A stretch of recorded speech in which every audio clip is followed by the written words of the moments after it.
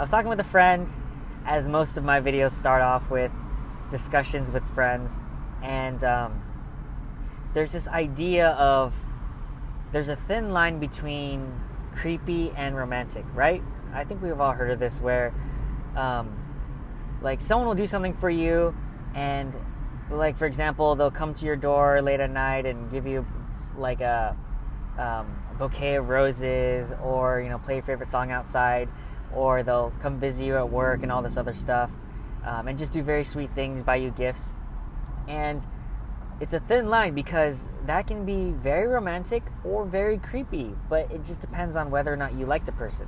So that thin line, that line is basically, you jump over one side if you don't like that person, it's creepy. If you do like the person, it's romantic, right?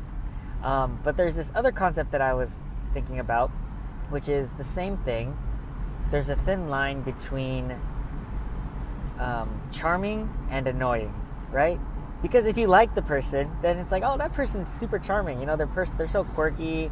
They have all these peculiarities, and it can be kind of maybe obnoxious to other people, but to me, like, it's very charming. Like, you like that about them.